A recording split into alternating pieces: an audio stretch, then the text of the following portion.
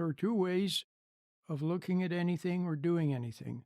One way is with awareness, and the other way is without awareness.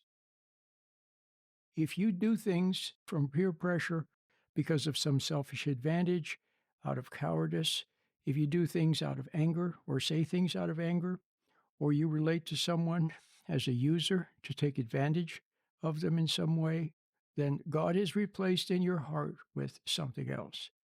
Awareness is replaced with unawareness. Love is replaced with animal emotion. Faith is replaced with doubt. All the good is slowly replaced by things that are not so good. When you do things with awareness, you're free. When you do them without awareness, you're enslaved.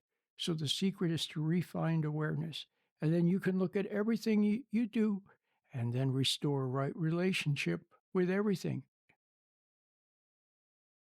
How many of you have bought something you didn't really need or bought something that cost too much? You were unaware, under the sway of emotion or excitement.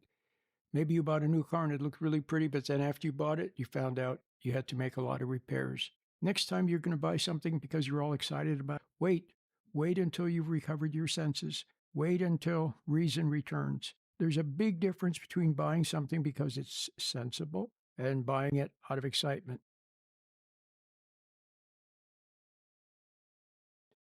What? You've heard about it in Sunday school and in church, but you never thought about it this way. We are supposed to be moved by our Creator. We're supposed to do His will, see, and fulfill His purposes and live according to His dictates, not anybody else.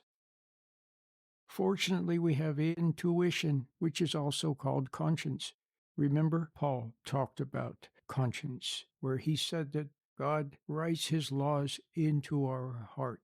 Conscience or intuition is what you know in your heart is right. He gives us intuition. He gives animals instinct. He gives humans intuition.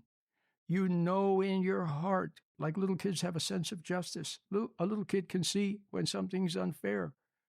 The child is sitting at the table and everybody gets French fries and the other kids get more French fries than he does. He sees that it's unfair. See, he sees his parents arguing, or let me put it this way, he sees his parents angry at each other or resentful toward each other. He could see something wrong with that. Nobody has to tell him. Nobody has to teach him. He doesn't have to go to school or to college or high school or anything. He could just see it. Well, that's what we have. Now, that is in operation for you, see, for the most part, when you're not lost in something else. See, the problem is that once you do something from some other authority, some other suggestion, some other intelligence, some other will, it then, how can I say this? It replaces what was there before with a lower substitute. God's will is replaced with someone else's will. Awareness is replaced with hypnosis. Ideals with expediency. Morality is replaced with values. Reason with rationale.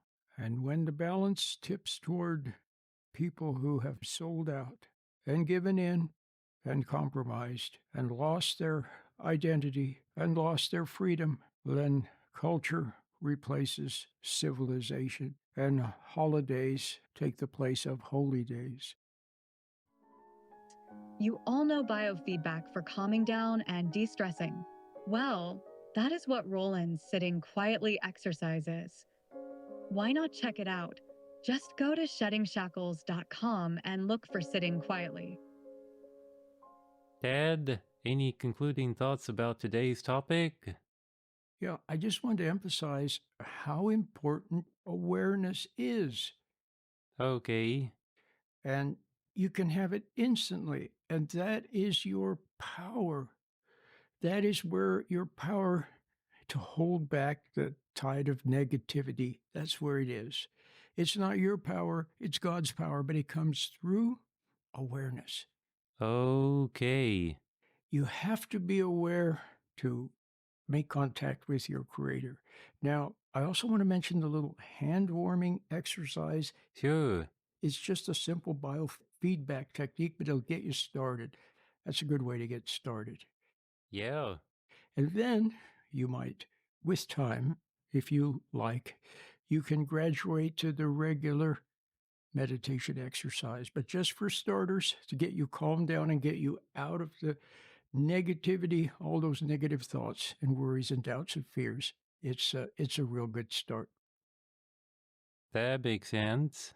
And of course, you go to sheddingshackles.com. I also have a special website just for the hand-warming exercise, and it's called handwarming.com. It's easy to remember, handwarming.com. So, yeah, that's what I wanted to say. Alrighty. Thanks, Dad.